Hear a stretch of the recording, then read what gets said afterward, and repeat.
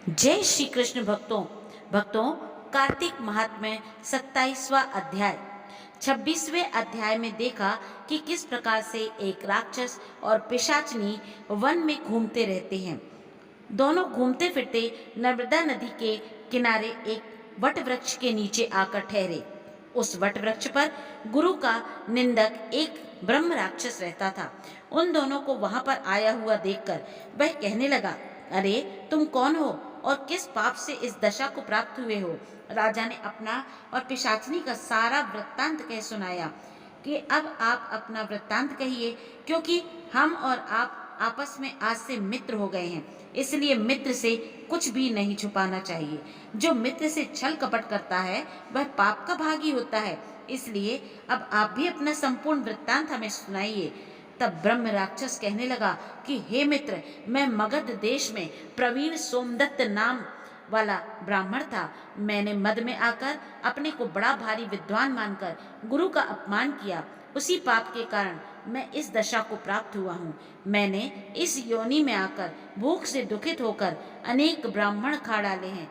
गुरु के अपमान के कारण ब्रह्म राक्षस की योनि प्राप्त होती है, यह मैंने भली प्रकार जान लिया है।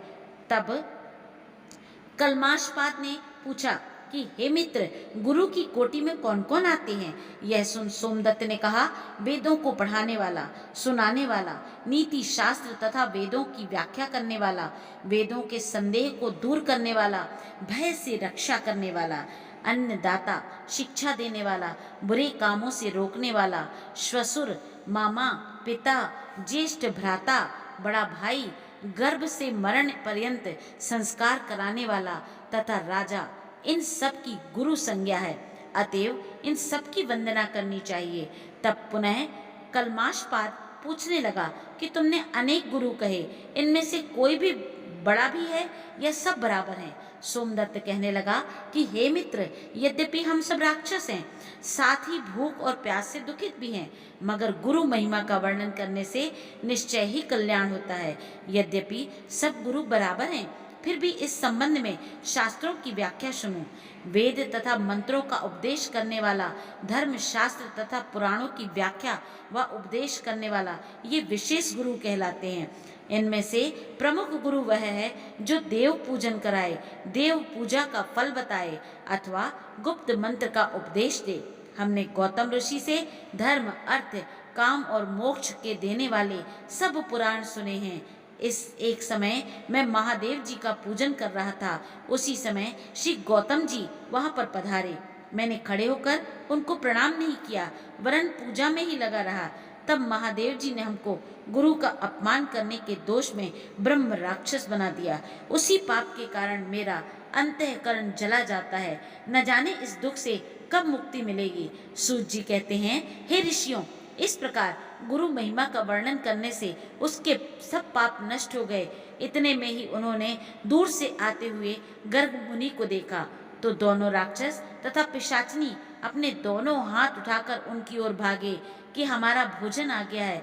परंतु फिर गर्ग जी के कहे हुए वचनों को याद करके उनके निकट न जाकर दूर से ही पिशाचनी कहने लगी, हे महात्मन, आपको नमस्कार है। हमने कितने ही ब्राह्मण खा डाले हैं, परंतु आप महादेव जी के नाम से सुरक्षित हैं। तब गर्ग मुनि ने तुलसी दल युक्त गंगा जल से उनका अभिषेक किया। अभिषेक होते ही वे राक्षस देह से मुक्त होकर देव रूप हो गए।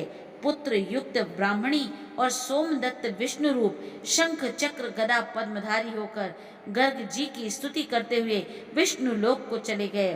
और कलमाशपाद अपने रूप को प्राप्त होकर सोच में पड़ गया। उसको इस प्रकार सोच में पड़े देखकर गुप्त रूप सरस्वती बोली, हे राजन, तुम सोच में मत पड़ो।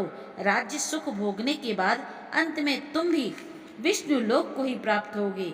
इन वचनों को सुनकर राजा आनंदित हो गया। तत्पश्चात उसने अपने गुरु का स्मरण किया और गर्ग ऋषि को प्रणाम करके श्री गंगा की स्तुति की। फिर विष्णु का स्मरण करता हुआ काशी को चला गया। 6 मास तक काशी जी गंगा और विश्वेश्वर महादेव के दर्शन करता हुआ अति आनंद के साथ अपने राज्य में आया। तब गुरुजी ने उसका अभिषेक किया। तत्पश्चात अनेक भोगों को भोग कर अंतकाल में मोक्ष को प्राप्त हुआ।